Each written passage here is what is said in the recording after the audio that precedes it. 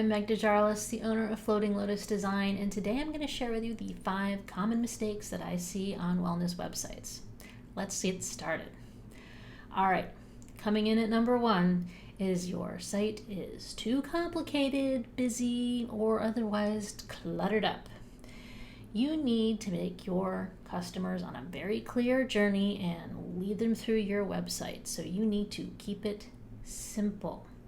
I see this way too much, and you've probably experienced it, well, with any type of website you may have gone into, where you get to that website and there is just so much information coming at you, or multiple pop-ups, or tons of pictures or graphics, and maybe some of it's not like even clearly put together. It's kind of all cluttered and on top of each other, and you visually are overwhelmed, and so you don't quite know where to go from there. Maybe you came to this website for a very specific reason, and you get there and you see a lot of stuff, but not that button or link to that one thing that you were looking for. So first things first, folks, keep your websites simple. Keep them uncluttered. If you looked at my previous video about the must-haves for your website, we talked a little bit about your homepage and how that needs to be a clear journey for your potential customers or your current customers. So you're responsible for making sure that that's laid out clearly, visually, and with the words that you choose, your copy. So don't overcomplicate things with trying to throw everything at people at once. Put yourself in their shoes and set things up in a clear path for them to help them navigate through your website in a way that leads to what you ultimately want them to do, which is to book your services. Now, talking about it being too cluttered or too busy, it's not just about the words. We are visual people. You want the visuals, your photographs, your graphics, the colors that you use on your website to also not be too overwhelming. So they need to be somewhat strategic and functional. You want to draw your potential client in. You want them to visually be interested and to support the journey that you want them to take them on. Now, for example, if you teach yoga classes, perhaps some pictures here and there, maybe aligned with your description of a class that you teach would make sense. But having an entire website that's just nothing but tons of pictures of you teaching yoga, or maybe just stock photos of yoga teachers all over the place without any clear junction with what you're trying to talk to them about on that particular page or in that section, is just going to lead to confusion. So less is more. Keep it simple. Keep it clear, and don't overwhelm your users either visually with your pictures, your graphics, or with the amount of copy that you're requiring them to read. All right, leading me into number 2, and that's not speaking to your ideal client. And again, I touched on this in that Elements video as well. It's got to remember that while your website and your business is about you, it is not about you. It's about your ideal client. Who are you trying to attract through your website to purchase your services, book your class, make an appointment with you, buy your products, whatever it is, listen to your podcast, read your blog? Who is your ideal client? Speak to them. So don't make your website one long ego trip that's just going on about all the virtues of your training, or the things about your classes or your certifications, or the coaching that you provide and why you're wonderful. Of course you're wonderful, and you do want to share why you're wonderful, but you want to share that with them in a way that makes them feel seen. They want to know that you understand them. So present yourself in a way that you are their problem solver. Put yourself in their shoes, and in your copy, make sure that you're writing in a way that attracts them, that you're speaking to them using their words and sharing with them how you solve their particular problem. All right, number 3, and that is not keeping your website updated. Now, this goes for multiple things. Your overall content of your website, making sure that you have all your pages and that your links work together nicely, that your current policies are all up to date. But really important things are like your schedule, your appointment availability, if you have a booking software that you're linking into your website, if you teach at different places, or whether you just teach online. You need to at least make sure that your current schedule, your current availability, the current services that you're providing, and your pricing are kept up to date. Now, for you, maybe this is something that only changes once a year, or maybe it's multiple times a year. Regardless, make sure that you're going in on a regular basis and keeping the basic information that your clients are coming to you for up to date. This doesn't mean you're redesigning your website and redoing all your copy. It's just making sure that what they're coming to is not a schedule that's 4 months old, or that when they click to book with you, none of your availability is showing, so they can't. So just that little bit of maintenance that you have to do is so important. But I've seen it multiple times. I've experienced it myself as a consumer, to go in and click somebody's link to book something and have a broken link, or for it to not show up, or them to say that they're teaching at this place at this time, and then you sign up and they're not there, they're not working there anymore, or that class was canceled but you didn't know. So just keeping the basics. Remember, you just got to make sure that you're communicating through your website clearly. All right, next up, not collecting email. And I know this is something you're going to hear from me a lot, and I'm going to harp on it, but it's true. You need to make sure you're collecting people's emails when they come to your website. Now, collecting their emails through your scheduling software or when they book a class or an appointment, sorry, it's not enough. It's great, but it's not enough, because what you're missing when you only collect emails that way is you're missing out on the potential customers, the potential clients, the ones who have come to your website, who are intrigued, but they aren't ready to commit just yet. Don't let them leave your site without something.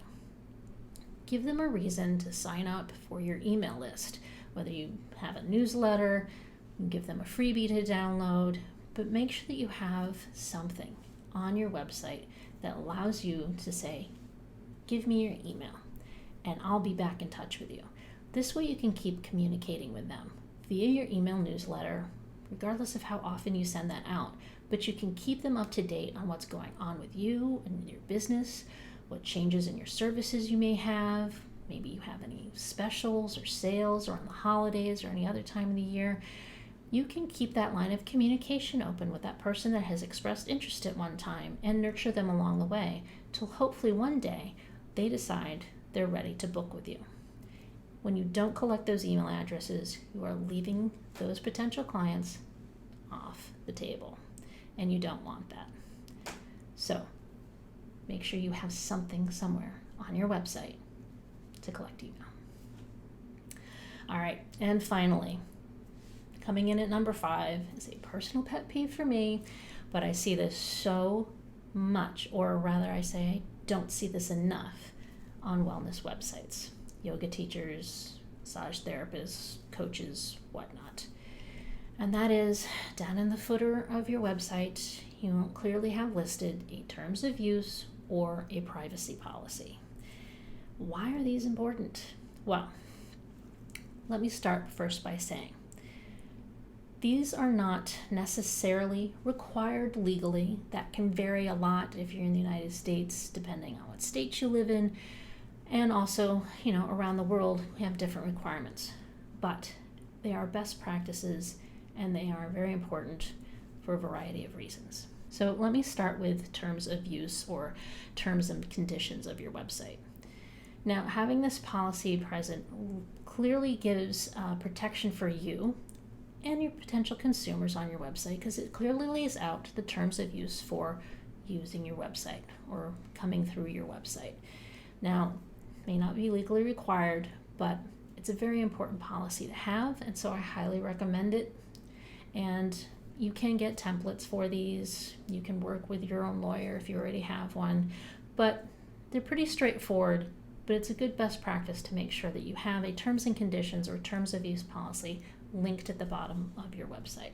I'll go more into this in future videos, but You really should have one if you don't. Now, privacy policies. These I think are even more important. And in many cases, a privacy policy really is a legal requirement to have on your website. So basically, if you're collecting any information from people when they're on your website, and that could be their email address, maybe they're booking your services and you're getting credit card information or anything like that, address information, you need to have a privacy policy that clearly lays out how you handle and deal with their information.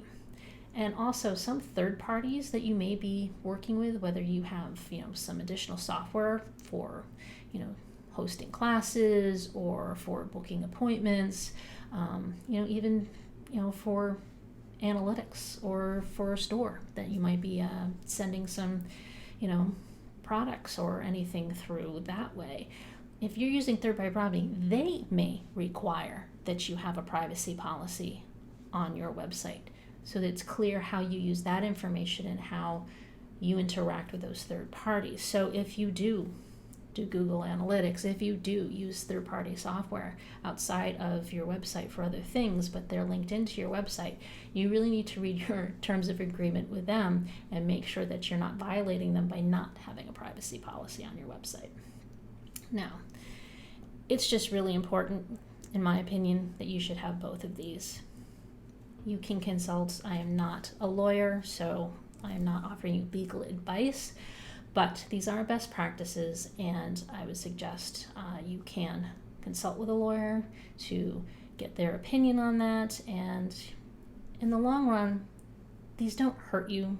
They really help kind of set up some clear definitions and rules around the use of your website and how you use data, and it's right up front. And well, it's a lot cheaper to get these set up and going than it is if you somehow come up against somebody who wants to take issue with you over something and you don't have these policies to back you up. So that's all I've got for you today. Those are the 5 things that I see commonly all the time on wellness websites, and others as well. Don't want to call out just the wellness websites, but that's where I spend a lot of my time working and looking. So if you have a website, you might want to go through and take an objective look and see if you're making any of these mistakes and take a few steps to correct them. And if you haven't built a website yet, maybe jot these down and keep them in mind when you do start building your website. If you have any questions or any comments, please feel free to leave them below this video. I really do appreciate your feedback to help me create, videos in the future that are going to address the issues, the questions, and the things that you want to know and learn about. And before I go, a couple of things I have for you down below. We talked about some legal policies here. I do have a link. It is an affiliate link to an excellent resource for legal templates for holistic professionals. They're DIY legal templates done in plain English, and they're especially created for folks in the wellness business. It's from Lisa Fraley, who's a excellent lawyer who specializes in working with holistic professionals, and I have a link to her DIY legal template site so you can check those out. I highly recommend them. They're very easy to use and a good investment. Also, don't forget that I have my free download to my guide, What to Know Before Starting Your First Website. It's a guide for wellness professionals where I'll walk you through the 3 main things you need to consider before you start your first website. And that's whether you decide to DIY it or hire a professional. So make sure you click on that link and download that. And I thank you so much for joining me, and I do hope to see you again soon. Don't forget to subscribe if you want to get notified when future videos come out. Thanks, and I'll see you again soon. Bye.